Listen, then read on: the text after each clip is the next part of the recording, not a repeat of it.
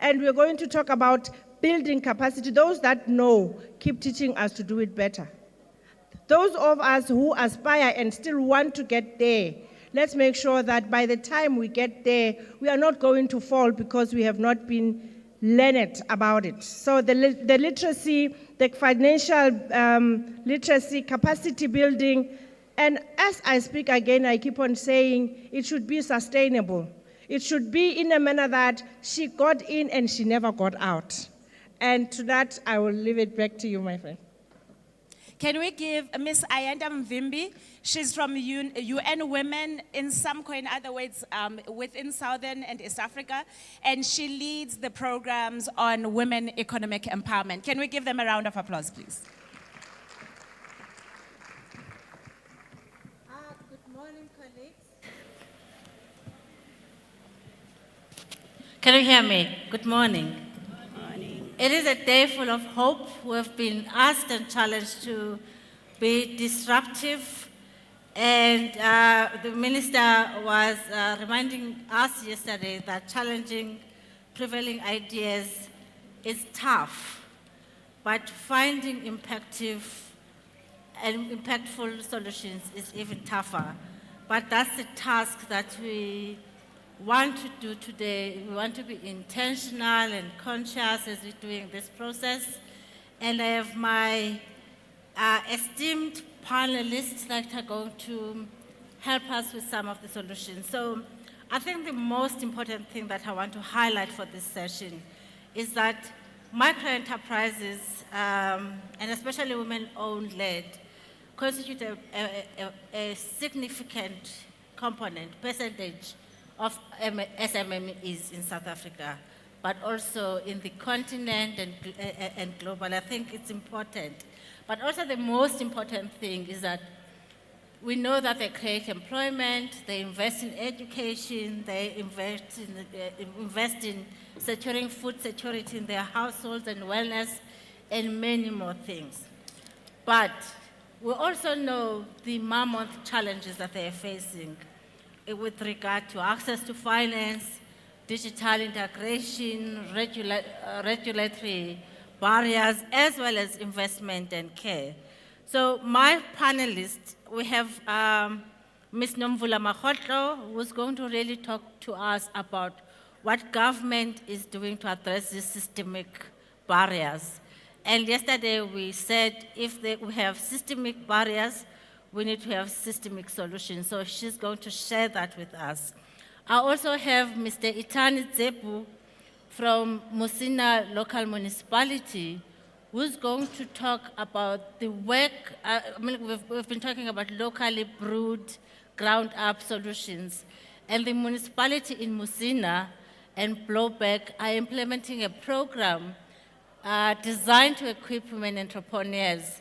And part of what they do as part of that program is innovative funding models and capacity building approaches to support women entrepreneurs. So it's called Entrepreneur, and it's supported by UN Women and De Beers. And the third speaker will be Tembi Koza from the Development Bank of South Africa. And she's going to tell us about how development banks are driving finance towards investment in care infrastructure. And last but certainly not least, we're going to hear from the woman entrepreneur herself, Ms. Lebu Mashaba, who is really running an innovative hair clinic in Limpopo. I don't know how many of you do not have a hair problem in this room. So all of us have a hair problem. And Lebu is going to share with us about her business. But I also want you to think about the potential of that business growing to leaps and bounds to address the issue of wealth and create employment. So Nomvula, without wasting any time, I'll hand over to you. Good morning. Good morning. Sanbonani. I think I want to to start by clarifying that alongside every formal economy, there is an existing informal economy. So informal economy is not, I don't think this is. Can you hear Nomvula? Maybe you should stand there.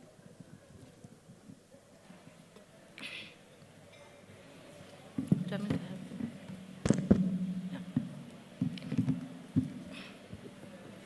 Yes, what I'm saying is that informal economy is not a mistake.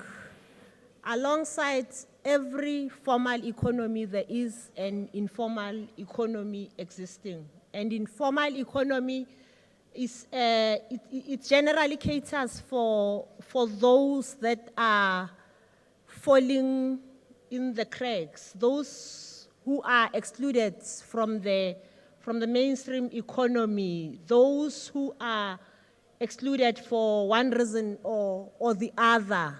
But informal economy happens to be flexible, accessible, adaptive, innovative. And as governments, we need to look at informal economy not as a nuisance, as a problem to be solved, as a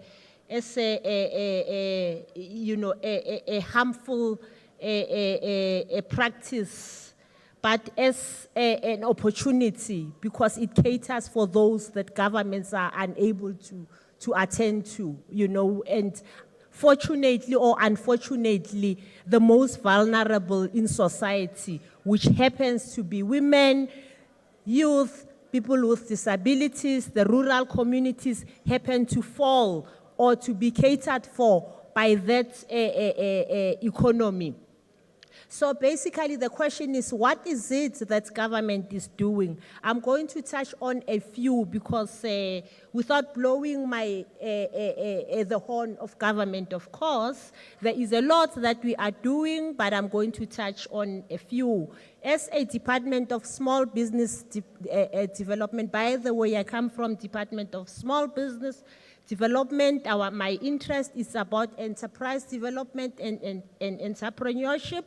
The main thing that we are doing is that we are implementing a national informal business upliftment strategy, which is under review, of course. And under that strategy, we have, I'm going to touch on one pillar of that strategy, which is looking at the informal and micro, those that are supposed to be falling by the wayside. We have an IMEDP program, Informal Micro Enterprise Development Program. It's a program that is targeting people that happens to be unregistered with company registration. We are assisting them with asset base to the value of not more than 15,000 rand. We are assisting them to build the asset base and assisting them to consider formalizing if they do want to formalize. That's the one thing. But we are also having quite a number of programs that are looking at supporting cooperatives. By the way, we have a cooperative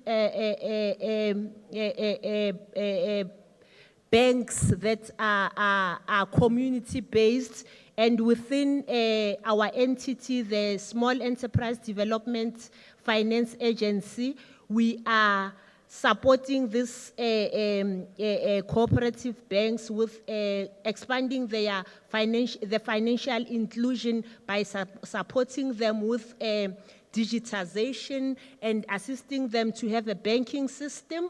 We are also having a process to assist the informal businesses to transition into formalization. I think most of you would know of the resolution 204 of ILO, which talks about transitioning from informal to formalization. So in case there's an informal business that wants to transition, as a department, we are supporting informal businesses to do that. By the way, we need to put at the back of our minds that the bulk of the participants in the informal businesses happens to be women, happens to be youth, people with disabilities, and people in the rural areas. Yesterday or day before yesterday, the Deputy President of the country launched a transformation fund. This fund is a fund that is looking at the strength of the enterprise and supplier development a fund, which is a fund that brings together financing through the BBBEE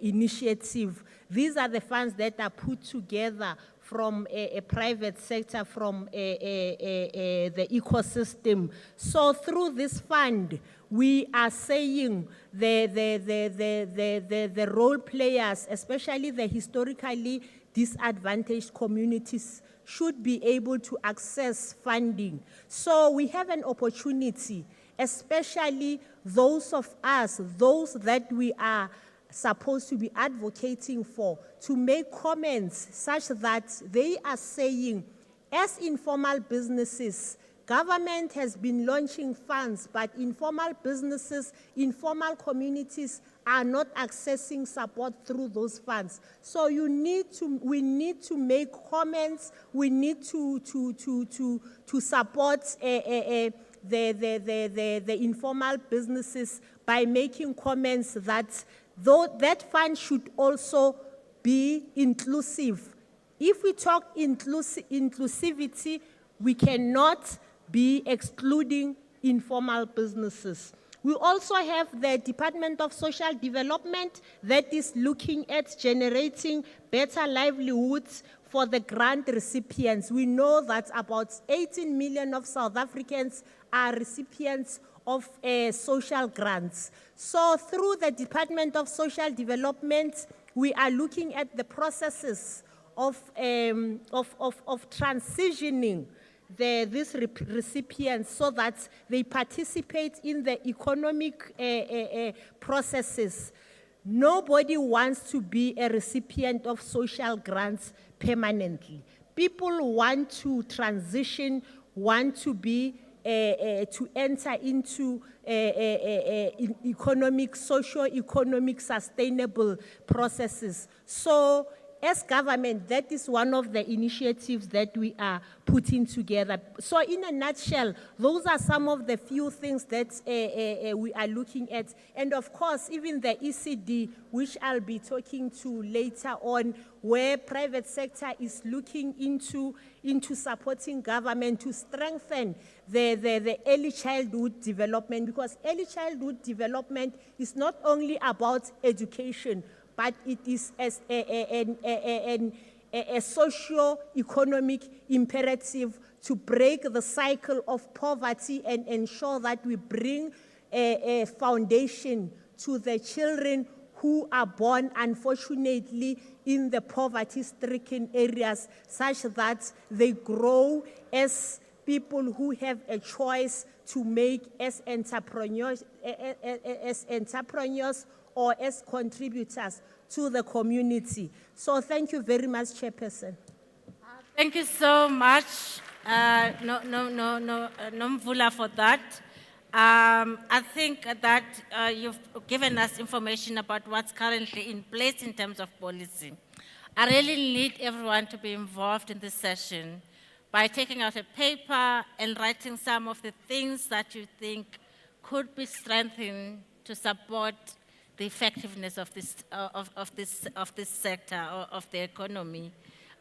What do you think should be included in the policy, and what is provided to ensure that there is a comprehensive support to enable micro-enterprises and in the informal sector in particular to grow their businesses, to generate more income and to help us to solve some of the development challenges of inequality in our communities. But I'm now going to call Mr. Itani from Musina Municipality, who's going to share with us the program that they have supported on the ground. You must remember, local government municipalities are at the coalface of everything that's happening in the communities. And they have demonstrated leadership and provided support to entrepreneurs in the targeted areas in both Blowback and Musina Municipality. And Mr. Itani, I will hand over to you. Go down. Yes, sir. Okay.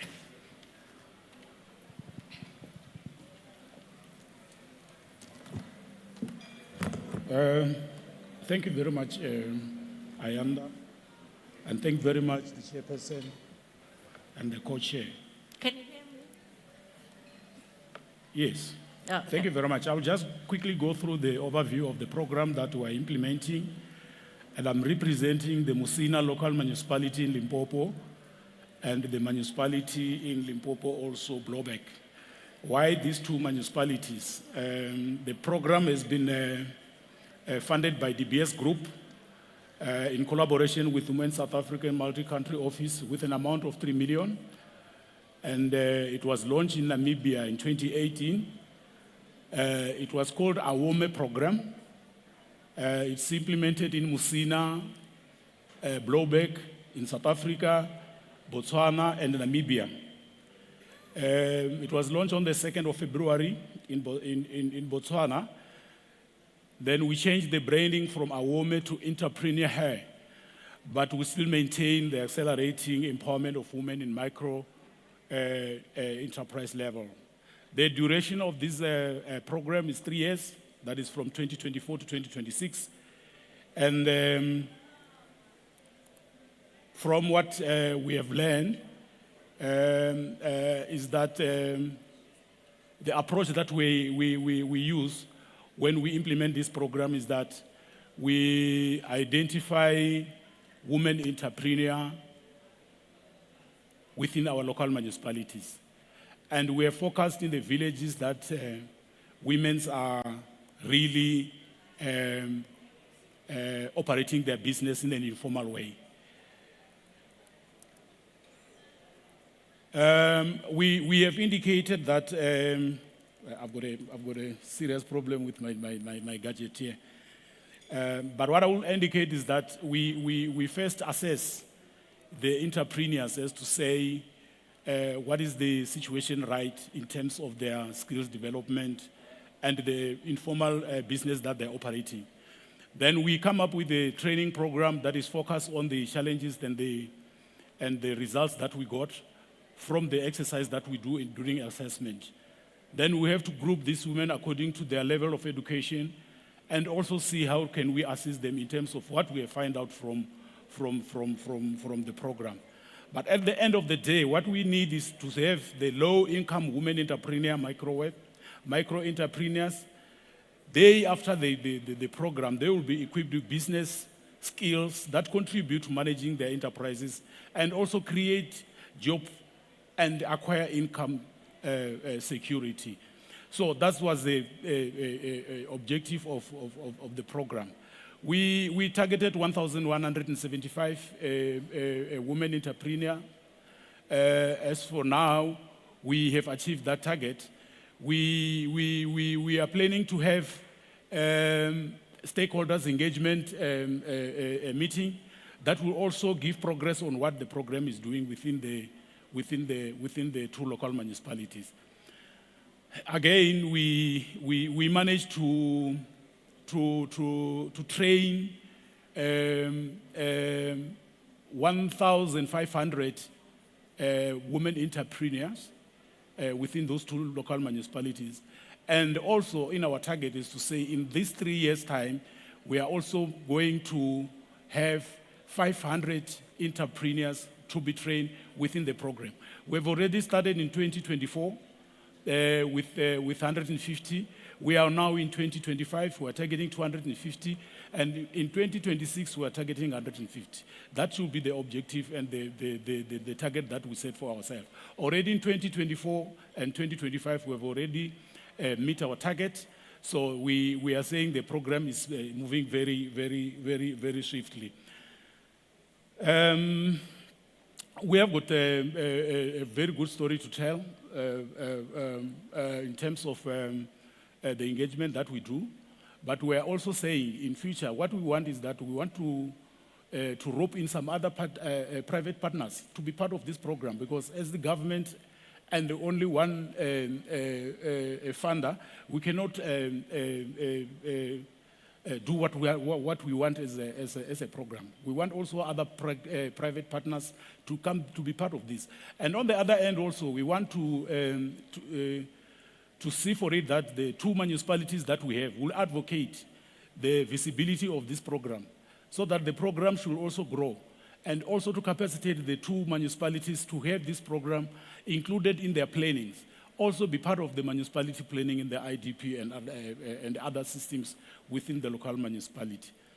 We are also going to develop an MIS, that's the program that will assist us with putting all the data that we have.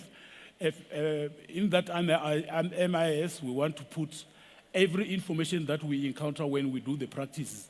So if you want to know how many women have been trained in Namibia or South Africa or Botswana, you just go to that system and then you log in the system, and then you could access all that information. It's unfortunately the program is not yet finalized, but we're already there in the finalization. In a nutshell, thank you very much. I'm just discouraged of my gadget here, it's not working. Thank you.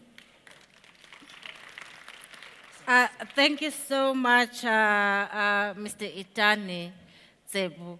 I just want to highlight a few lessons from what you said. One of them is that what this program has shown us is that the ownership and leadership from local municipalities helps to reduce and remove duplication of interventions at local level, but also it really helps to ensure that the different ecosystem partners are coordinated and they work in a collaborative manner.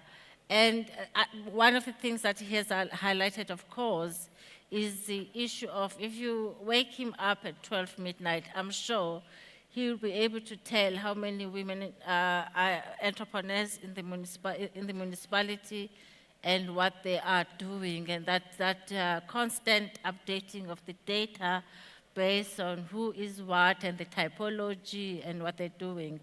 And the last thing, you heard him, we need more investment for these kind of programs so that we can scale it up to other municipalities.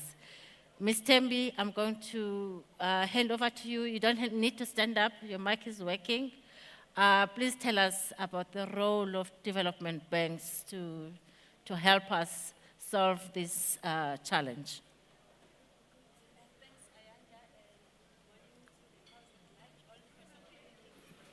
It doesn't seem to be working.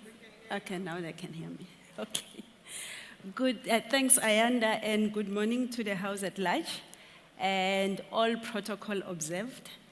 My name is Tembi Koza, as mentioned, and I'm from the Development Bank of Southern Africa, which is a public development bank or a development finance institution with a special mandate to promote development impact in the sub-Saharan Africa. And we do this by expanding access to development finance that improves the quality of the lives of people. And we do this also through the development of social infrastructure, but we don't leave it at social infrastructure. We also support economic growth through investments in economic infrastructure. And this spans beyond the borders of South Africa into the SADC region and into the sub-Saharan Africa. And as we have heard, I think from yesterday, most of the speakers, made mention of the fact that women, despite all of these investments that I'm making reference to, are still on the periphery, are still not accessing the funding. And as the DBSA, we also are aware that women are not able, they don't qualify sometimes to access our products and services. And so what then that meant was that as a development financier, who comes in as a partner, who comes in as an integrator, who comes in also as a corporate a citizen, it was necessary for us to look at ways of doing this better, of doing financing better. So what we did was we established a gender mainstreaming program, a program that then meant that we intentionally would go out and look for these women. You've heard that everyone is basically saying, we often say the pipeline of women are not there. So we went out of our way to develop a program that intentionally would force us to go out and look for these women and begin to finance them. So indeed, we went out to find these women, but what we also picked up was women need beyond just investments. There's also an element of technical assistance that they require, which therefore means that for financing to be meaningful, to ensure that it covers all sectors of society, then the products and services have to meet the needs and the concerns and the interests of all those that are supposed to be accessing it. So for us as the DBSA, we then decided that it's not going to be just loans. We need to also find ways of preparing these projects so that they get to bankability. And not only that, we also felt there's need for us to establish smart partnerships, because on our own, we cannot achieve this. We don't have adequate financial coffers to do the work that we meant to do. But not only that, in terms of the women that we support or any other person that comes in to access our funding, they are located within a community. And for that community to benefit from the work that we do, we needed to establish relationships and partnerships that work, because one, we need to come from a point of understanding what their requirements are, instead of us saying, this is the product that we have, you have to align. So basically, our gender mainstreaming program is anchored on four pillars. The one is that of investment. There's no question about that. The other one is internal alignment. Within the DBSA, we also have women that have to go out and do the work that we do. So it's not of any use to us to ensure that the woman outside of the DBSA is catered for when the woman inside is not catered for. So there is that internal alignment that looks at ensuring that our policies also support the females that are in or the women in our organization. The third pillar is that of smart partnerships that I've made reference to. Smart partnerships are not only with fellow financiers, but it's also with the civil society, who are then the mouthpiece for the communities that within which we do our work. And some of the civil society, you'll find that they represent women's interest. So, because we felt it is necessary that, as I said earlier, when we do the financing, when we do the work that we do, we are informed by what the needs and the concerns and the interests are. The last pillar is the pillar of knowledge management and knowledge sharing, because we are aware that there are those that have gone before us, but there are others that are following, that are looking up to us. So it's important that we share that which we know, and we also get to learn from others. And so with that, we then, maybe in the interest of time, I'll just go into some of the programs that we've implemented of finance that demonstrate these four pillars. There's a program that we, or a project that we financed. It looks at the broad-based Black economic empowerment, but also from within the DBSA, we have what we call the equity financing framework. So the program falls within that space, broad-based or BEE, as well as the equity financing framework. And through this initiative, we financed a specialist hospital in the Eastern Cape. And we made an investment of about 580 million rand, but this financing, it did not come in the form of just a loan. So it has aspects of a project preparation facility. It also has a project financing facility. There's also senior debt, which is the loan, but also there's a triple BE equity facility. So it's a 4-in-1 financing portfolio or product, because we understand that within that you have women, you have Black people, but you also have other vulnerable groups. So with this project or this investment, what we were able to do was to empower and assist independent hospital license holders, who are in this case women, to unlock capital and management resources to develop and operate independent private hospitals. So within this group, we have about 3 hospitals that we invested into, and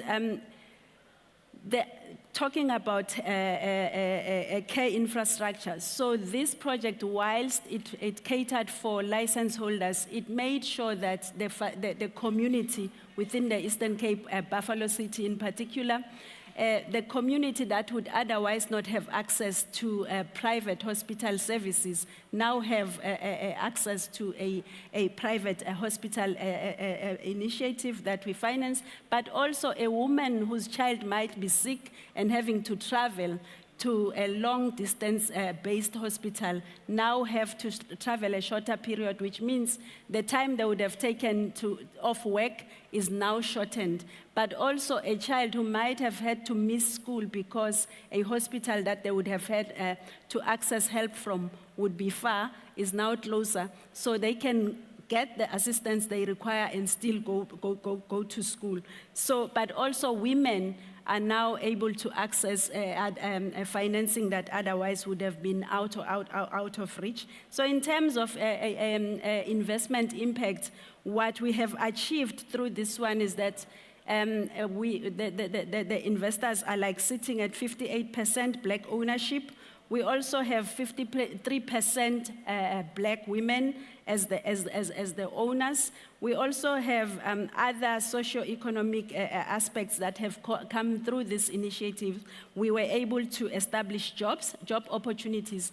But also what I need to mention in light of all the conversations that we've had since yesterday is that the jobs that we're talking about are not jobs for the sake of us ticking jobs. It's jobs of the future. It's jobs that are not jobs for the sake of us ticking jobs. It's jobs of the future. It's jobs that are relevant for people to actually, even beyond this project, be able to access other opportunities. But also okay. Project to you afterwards, but I think that needs to move up to 50%. Yeah, the 3% women ownership needs to move up to 50%.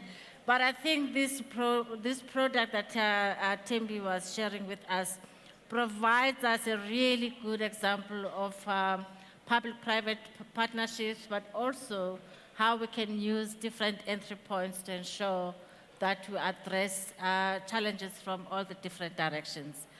Now, last but not least, we're going to hear from an entrepreneur herself.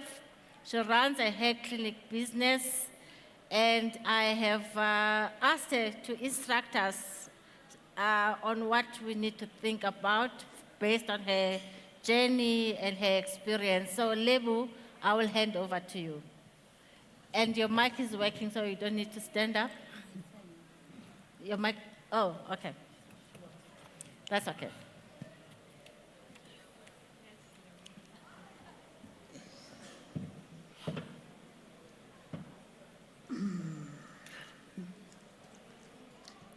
I'll just remove my Yep.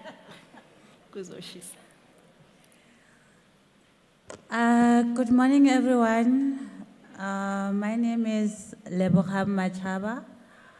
I am 34 years old. I'm from Bochum, representing local Bloemfontein Municipality and also Messina. I'm the founder of L Beauty Clinic. I'm also manufacturing 100% natural hair organic ingredients. The reason why I started manufacturing hair products, the reason why I started manufacturing hair product is because most of my clients were complaining about their hair. They have scalp issues, hair loss problems, and also I've also noticed that in my communities there were no one who was offering the services and product of natural hair product. So I saw the opportunity and I grabbed it. So, thank you.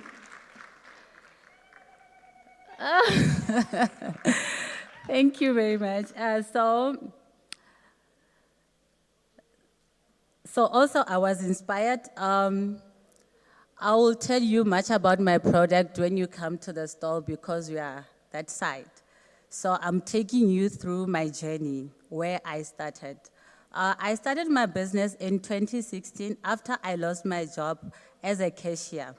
Instead of remaining unemployed without any income, I decided to start my own beauty clinic because I knew I had passion in beauty industry, and also as a woman, I wanted to support my family. I'm a mother of 2, by the way. I wanted to start to support my family, also to be financially independent. So I saved up my children's social grant, of which is the one I used to start my business. Afterwards, then, thank you. Then when I'm, okay. Oh, I used it to start my business. Then afterwards, then I met up with the CEDA programs where they linked me with the AOME program and also the local municipality. The program were all about empowering women. During the entrepreneur program, I've learned some of the key in terms of record keeping and marketing, and also how to separate my personal business and social media. I implemented the learning I gained from the program. Now there are several positive outcomes because I have so many success stories in my business.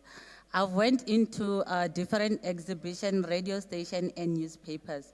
In the improvement, it allowed me to invest manufacturing machines and business vehicles to streamline my product deliveries. And also, I'm now offering services like nail classes and hair installation. So my advice.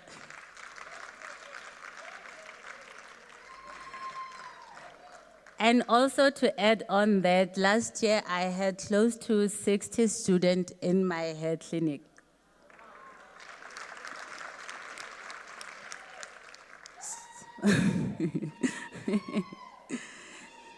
So my advice is to my fellow women is that there are so many opportunities in the social media platform. So you can use it to promote your business. So start where you are with what you have. For more information, you can come to our stall. So I'll give you all my details. Thank you very much. And I would also like to thank you guys for supporting me. Thank you.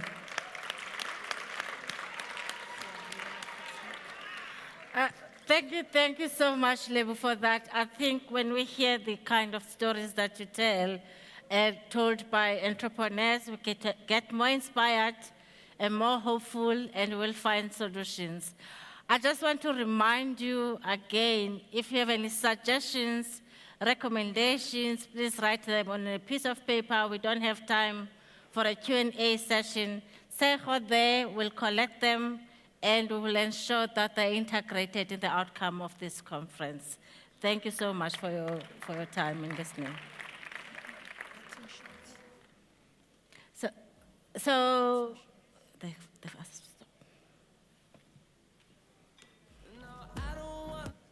No, you have to give them a round of applause. I think that was an amazing session. Thank you so much. Find them during the break and have discussions with them. Ayanda, thank you so much. So we heard from the Department of Small Business Development, we heard from the Development Bank of South Africa, we heard from the municipality, and then I think most inspiring, we heard from a woman entrepreneur who's telling us what it actually takes to make it in business. Can we give them a round of applause? So I have a quick test for you, but it's only for the people who are not South African. And I want to understand and know, what greeting word have you learned since you arrived here? So I'm gonna count 1, 2, 3. I'm gonna ask you to shout it at the top of your voice, a greeting word, molweni, sanbona, dumelang, that kind of thing, like as a hello. What greeting word? I'm sure you've been engaging with these lovely people in the room. So are we ready? Are we ready? Have we learned anything about South Africa? Okay, 1, non-South Africans, 2, 3, go. Oh, wow, that's not bad. That's not bad, but I want to hear more. I want to hear louder, I guess. Okay, so let's do it one last time. 1, 2, 3, go. Yes. You see, if I had a present, I would give the 3 here, like right here. That's the loudest that I heard, but wonderful. And over there, right? Can I encourage you to mingle more? Can I encourage you to form the bonds of sisterhood and brotherhood, particularly with our guests who are not from the country, so that by the time we leave, we've actually established the kinds of relationships that we are fantasizing about when we come to the stage. Now, very swiftly, I'm excited about the next session, which is going to be looking at strategies for gender-responsive financial ecosystems. And I know that all of us have been talking about ecosystem development strategies and building since we started, and now we're going to have a panel actually focusing on this. So it is my great pleasure to introduce to you Dr. Bridget Irene, who is going to be facilitating this conversation for us. She is from De Montfort's University in the UK. I hope that I pronounced that properly. Where's Dr. Bridget? She was sitting here. I'm hoping that where is she? Please come. I have a mic for her. I have a roving mic for her. And then I will ask my sound team as well to kindly please add the mics here for whatever number of people we need the mics for. Are you here? Ah, wonderful. Can we clap for her, please?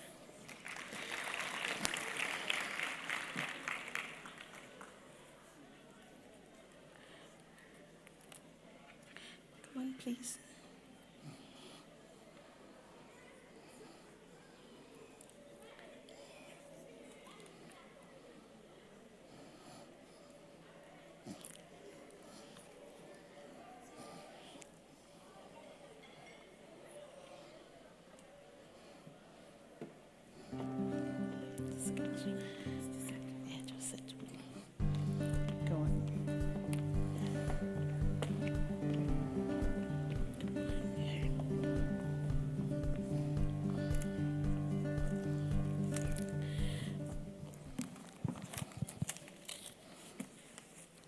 Just sit. So good morning, everyone, and welcome to this timely and important discussion on financial inclusion and how we can strengthen financial inclusion and solidarity for gender equity. Today, we will explore strategies on how we can build gender-responsive ecosystems, systems that not only remove barriers for women entrepreneurs, but also grant them financial access and also support their economic development and empowerment. As we've heard from all of the discussions that have taken place since yesterday, financial inclusion is not just about having access to bank accounts. It's about creating enabling environments where women can thrive. It's about access across Africa. Women-led businesses can continue to have significant and support that they're able to surmount any hurdles that they face, from lack of credits that plague women in Africa to access to digital inclusion and also limited business development support. But there are initiatives such as Visa's She's Next and partnerships with local businesses and institutions such as ABSA that can accelerate this problem solution and demonstrate how targeted support, mentorship, capital, digital tools, and ecosystem building can actually shift the narrative. So today we will hear from our panelists about their collaboration across public sectors, across private sector, across civil society, and how this is critical to helping women, whether it's through initiatives like financial literacy, inclusive funding programs, and the goal is clear: building a financial ecosystem where women can thrive is not aspirational. It's actually the standard practice. So let's dive into this discussion with our panelists. We'll hear from Linisha Mudley, the country head for Visa South Africa. We'll hear from Umfo Labati, head of strategy and shared values from ABSA. We'll hear from Anjani Hajevan, the CEO of Warm Hub. And we'll hear from Priti Kubana, the founder of eFarmer. You're all welcome to the panel. So I'll start with a general question for all of you. And we'll just take it from here. So, why is women's participation in economic activity crucial for societal progress and development? I'll start with you, Mpo. Thank you. Is it on? Thank you, Bridget, and good morning. So, as ABSA, we have a strategic ambition to be an active force for good in everything that we do. And that work we do through a sustainability framework that is anchored on financial inclusion as well as diversity and inclusion. In addition to that, in 2023, we came out and said we wanted to be the bank of the entrepreneur. And with that, we wanted to focus on women and young people with that delivery. Why did we choose women? We chose women because we noticed that they made up a majority in many of the markets where we operate. They make up the majority of the population. However, their participation in the economies was not commensurate to the number that they made up. In addition to that, we noticed that there was a 42% gap of funding for women.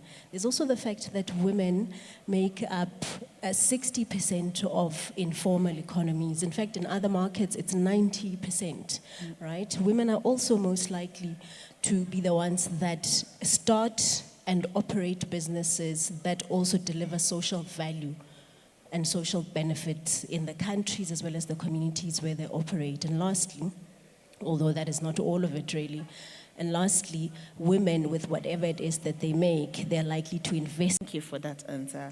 Anjani? Crucial. Thank you. As a woman myself and as a mother, I think there can be no other way.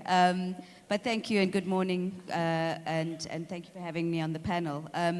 At Warm Hub, we're an ecosystem enabler, really thinking about how it is that, and implementing how it is that we support girls and women right through the value chain to see them thrive and create economic activity that we so need in our context. And I think that's probably the answer to the question, is that it makes sense not only from an economic perspective, but from a socio-cultural perspective as well. You know, I think, Paul, you've raised some really, really interesting stats, but at a base level, it's kind of the stuff that we know so well, but we need to do something about, and that is that women make up over half of the population, but more importantly, make up over 80% of the buying decision-making powers in economies, particularly in our context, and they run informal businesses and start informal businesses at a higher rate than men. And so when you start putting all of those things together, it makes absolute sense that we start catalyzing those economic accelerators, because that's the sustainable change we're going to need. In addition to that, I think, you know, when you look at where we're wanting our country to go, the I think responsibility and obligation we all have is to bring in diversity that women bring into our economies, into our financial systems, and into our business landscape, because that's going to help us solve the problems of the future. And I think the innovation that's required to think about some of our economic and contextual challenges that we face on the continent, in our country, and probably in the globe at large. Very personally, because the work we do is focused on women, I think we also sit in a world where you could almost feel that it's becoming more polarized. And so there's even more of an incentive to say, actually, this work is now no more about talking, as the previous panel said as well, and it's about doing. And I think it is around creating equal platforms where there is access for all of us to be able to thrive in the business spaces in which we want to play. And that is not at the exclusion of men. It is a joint conversation so that we really ignite the economy and the financial systems that we need for the prosperity we're looking for. Yeah. And Preeti? Yes.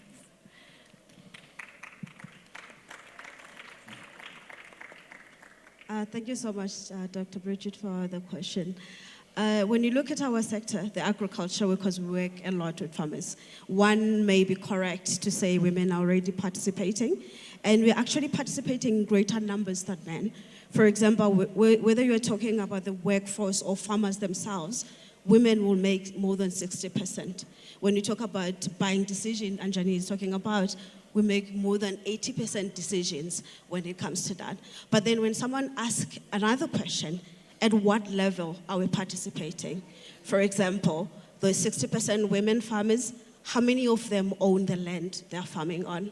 How many of them own bankable assets that they can leverage for funding? How many of them sit at the decision making at fresh produce market? I know a lot of agencies, out of a team of 30, they'll have like 2 women that have multiple degrees, but they're only doing administration jobs, and they're not invited at the seat when the decision of whose produce must be bought. They're not invited there. And then when you look at the workforce as well, are those real jobs or are they poverty jobs? How many of people that work in our industry can buy cars and have it financed? How many can buy houses? How many can they take their children to the schooling of their choice? Then you quickly realize that we are participating very passively at the margins of the economy instead of coming to the middle. So participation should include that. It's not only just important, but the level of participation as well is very crucial. So if we are talking participation and we can't take it to the bank, it's not bankable, then there's a lot of work that still needs to be done. Okay, and Lineshri. Yes. Good morning. This mic is, do you hear me? Yeah. Good morning, and thank you for having me on the panel. I agree with everything the panelists, my fellow panelists have said thus far. I think when you're looking at including women more into the financial ecosystem, it makes stronger and more inclusive economies. So data shows us in societies where women have equal opportunity to men, those societies typically have less conflict, they have better health systems, they have better education as compared to those that actually don't. We've seen in the last couple of years, the rate at which women-owned businesses are growing is really outpacing that of men-owned businesses. The African continent has the most number of women-led entrepreneurs in the world. So when you look at it, 1 in every 4 women are either starting a business or they're managing a business. Yet they face significant challenge when it comes to things like access to finance, access to mentorship, capacity building, training. At the same time, we know, and I think one of the panelists mentioned, there is a huge financing gap that sits between what women get versus men. And so we have to bridge that gap because there's economic value on that. We see a report that says that in order to move towards more gender equality for both employment and entrepreneurship, you have the opportunity to impact the global GDP by as much as 20%. So at Visa, we really see when you financially include more women and when you enable more women entrepreneurs, it really is a catalyst and it's an accelerator for both economic growth and societal progress. Access to finance is critical, but so is education, so is mentorship, and I think building the networks that connect experienced, seasoned entrepreneurs to those who are aspiring to open up businesses is quite critical. So collaboration between private and public sector really becomes important. Okay, thank you very much, everyone of you. I'd like to take this in another direction. So we all know the barriers that women face, and there's a lot of research, there is a lot of conferences and talk going on around it. But just like you mentioned, we need to go beyond talking to doing. So I'd like to hear from you what your organizations have been doing in order to support women. So I'd like to start from you, please. So women face systemic barriers at some that are overt and technical and have been spoken about over the past 2 days and are quite well known to us from financial solutions that are really just not mindful of the unique dynamics that they have to operate in, challenges with the fact that they don't have the assets that they need to provide collateral, they have limited financial literacy, and others are nuanced, such as the ridiculous questions really that get asked to women when they require help, financial help for their businesses or the amount that is decided on to be offered to them. So women need exactly the same things that men need. They need networks, industry insights, they need intentional growth and development, they need access to markets, as well as access to finance, the same thing that men need. So financial services or financial institutions need to undertake an overhaul of the way that they approach financing of women so that they position themselves to, one, be able to respond as well as mitigate the barriers that are being experienced by women. I mentioned earlier that we are positioning ourselves as ABSA as the bank of the entrepreneur, and we do this work throughout our full ecosystem of the bank. Starting from a social impact perspective within corporate citizenship, where we undertake entrepreneurial education work with young people and women, where we drive entrepreneurial mindset as well as entrepreneurial intent, because we understand the role of entrepreneurship in growth of economies as well as countries. We want to fundamentally move people away from the thinking of employment as a participation in economies to entrepreneurship. And then we go to supplier development, where we have a fundamental focus on women through our group procurement. In fact, some of our investment clients within corporate investment banking trust us with a fund that enables them to deliver on their ESG commitments as a key partner to them. And then within relationship banking, we have enterprise development, which meets the businesses where they are. I know that entrepreneurs feel like they are overtrained. They feel like some entrepreneurial programs or entrepreneurial development programs assume that they are at foundational stages, whereas they have moved and find themselves at other places. So within ABSA, we are clear that our enterprise development approach meets the businesses where they are. Could be at a foundational phase where you just have an idea, or you have grown now and you are ready for a step change. You are ready to start trading internationally. One of the stories that we are always very excited to share is that of Lindy with sanitary pads, who 8 years ago when she came to us, she just had an idea and said that women do not participate in the value chain of sanitary towels, whereas they are the consumers of it. And we were able to walk that journey with Lindiwe from the point of inception, and I'm happy to share that now, 8 years later, Lindiwe is still part of our enterprise development program. She has a 4,000 square meter factory along the N4, and she prints 800 pads per minute. So we walked the journey with her from inception of idea. There are others such as Zazi Clothing, again within our enterprise development program, who had already been operating, but she was ready for a global market. And we were able to help her be part of the New York Fashion Week as well as the Paris Fashion Week. There are a lot of stories that we can share in that regard. So we meet you exactly where it is you are. So we don't assume the journey that you need to be on. Coming to products and solutions, practicality. In September 2023, within our relationship banking portfolio, we launched a product called She Thrives. She thrives. She thrives, yes. Remember we said earlier that one of the barriers is that we assume that women need the same things from financial services as men do, whereas they have completely different dynamics. So with She Thrives, we wanted to prioritize women, and we wanted to give them a head start. So with the She Thrives program, we were able to say, if we give you funding, you will not have to pay initiation fees. We are going to waive any fees for the first 6 months. We're going to give you up to 35% off short-term insurance. We're going to give you a cash flow manager. So this is a technical product that is targeted at women-owned enterprises, keeping in mind that they are coming from a different, fundamentally different, from a back foot, essentially, if we want to call it something like that. And we are trying to accelerate their inclusion.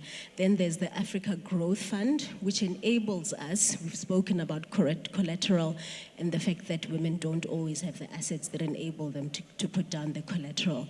Through partnerships with organizations such as the African Development Bank, we have the Africa Guarantee Fund, where we are then able to stand in that gap and say that we understand that you do not have collateral, we will guarantee up to 75% of the loan that you have to take. So those are some of the things that we are excited to be offering. And as I said, we had to undertake an overhaul of the way that we do business and had to offset. Thank you for that. And Johnny, can you tell us what Womb Hub is doing to support women? Sure. I think it's in the name. Yes. So at the heart of it, we are solely focused on supporting and developing women. And so all of our programs are run for women with the intention of, as I said earlier, creating the equal platform and equal access. And the way in which we do that is really what we say is supporting the value chain around girls and women in STEM, from attraction, and that is creating early pipelines when girls are making decisions about their futures, right through to business development, business growth, and then ultimately financing and exit. And that's the programmatic and capacity building work that we're extremely proud of, and encourage everyone to visit our stand outside to learn more. But I want to talk more around, I think, what some of the standout components are that we're doing, and just conscious of time. And I want to focus on 3 specific aspects that I think are so relevant as part of this conversation to support women and as Mpho has said, to think about how it is that they actively participate in these systems. And the one is that through our programs, what we've learned is that we need to recognize, embrace, and support the fact that women don't want to emulate men. They want to bring their true selves to who they are and how they participate with their businesses and grow their businesses and economies. And so understanding the burden of care that we carry as nurturers, as carers, as great mothers, as great wives, as great sisters is really important. It comes with an aspect of psychological trauma that can't be denied. And so each and every one of our programs talks to that process around understanding self as an entrepreneur as you build your business, and thinking about what that impact has on how you build your business out. And that again talks to, as Lanisha mentioned, that the business that the female entrepreneurs build is not only for themselves, it actually impacts full communities and ecosystems themselves. The second component I wanted to talk about is the understanding. So financial inclusion, and again, as Lanisha said, is not only about access, it's also about education and understanding. And what we learned was that there's a lot of focus on access to capital, but many founders weren't taken on the journey to understand the difference between managing finances and then understanding capital needs for growth. And so we've introduced elements of financial coaching, which is one-on-one partnership and journey matching around business entrepreneurs need different things from different people. And the financial coaching allows them to really understand, what is my income statement telling me? What is my cash flow situation? What does my runway look like? So that I can understand my capital and growth needs better. And coupled with that then is a real deep understanding of what their capital needs are, so that when they're in rooms like this, they can challenge and say, this is why venture capital won't work for me, because I understand my needs, and actually I can then approach an ABSA or a development bank and say, this is what I'm looking for, what would better suit those needs. And thirdly, I think is technology enablement, and it's really around helping entrepreneurs understand that at a base level, technology can significantly help them tackle some of their overheads that they sometimes feel are barriers to operating in economies. And so that is around understanding their vulnerability when it comes to cybersecurity, but also thinking about how new technologies can enable, advance and simplify some of their business processes in a cost-effective and accessible way. Yeah. And so I think those are the kinds of things we need to think about, continually regenerating, challenging, and building for female entrepreneurs.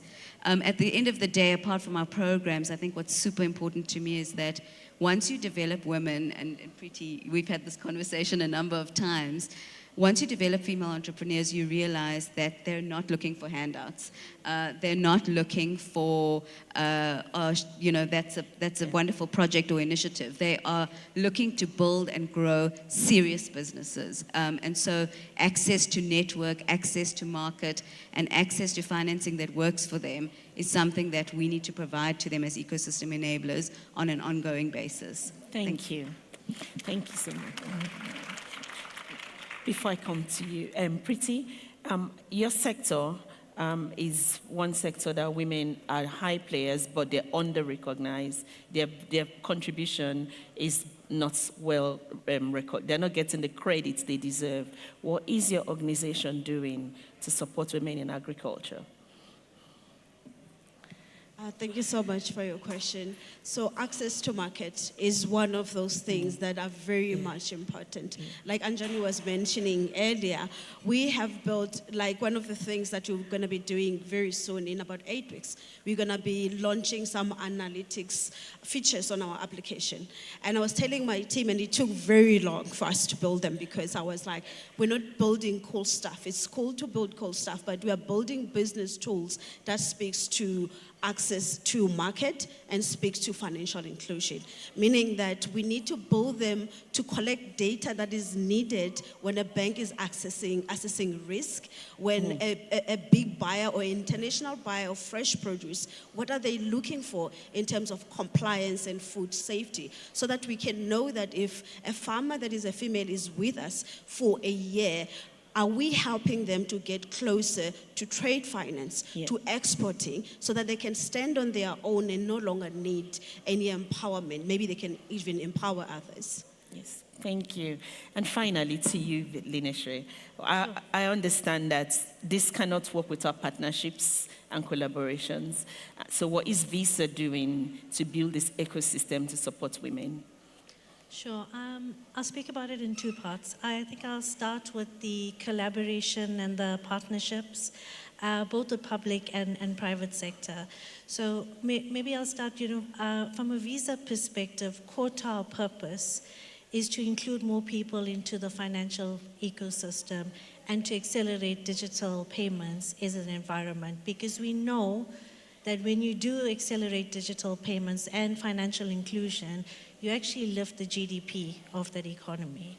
And so we work across the ecosystem on partnerships, and I'll speak about women entrepreneurs. We absolutely, I mentioned earlier, we see enabling women entrepreneurs as a catalyst and an accelerator for really, improving economies, as well as driving positive societal change. So our She's Next partnership is our global advocacy program, run this across the world. It's the second time we had it in South Africa last year. But we really looked through that program to say, one, how do we create funding, so access to funding for women entrepreneurs? And then the second part of it is, how do we ensure that we create sustainable business growth? And that's done through things like capacity building, training, and mentorship, which I think is actually quite critical. And we've seen through that program, women are not just participating in the innovation agenda, they're actually leading it and solving for really pressing challenges like, environmental sustainability, to creating marketplace ecosystems from an agriculture perspective to infrastructure. So a lot of very innovative ideas, and women need the platform to be able to communicate this. I think ePharma has been an excellent example of this through last year's edition. The second one is we formed a partnership through AfriLabs and the Grasa Michel Foundation.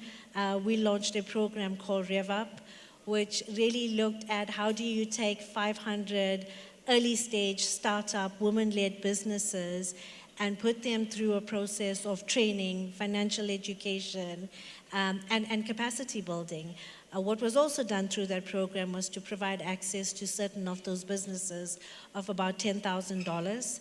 And we've seen through this, you're actually creating long-term sustainability and an understanding of what it takes to grow a business. And I think the last one I will mention is our partnership with iFund Women, who provides microloans and grants to women-owned businesses. And here we've actually had a partnership as well. So we partner across the ecosystem to really activate female-led entrepreneurs. The second one is technology. We really believe that technology is a key enabler, and it can reduce a lot of barriers that we see. E-commerce for us is something that we believe can remove barriers of high setup costs, high physical infrastructure costs. But more than that, it also provides access to small businesses, not just to the geographies in which they're operating, but cross-border to other countries as well. We launched a survey in market called the Value of Acceptance. So that's really what is the value of digital payments for SMEs. And of all the SMEs that were surveyed, 2/3 of them, as well as 60% of consumers, say they prefer card payments. About 80% of all businesses that were driving e-commerce said they now accept digital payments. And about 2/3 of all the merchants have also said that they've seen increased footfall as well as increased revenue. So the power of digital payments begins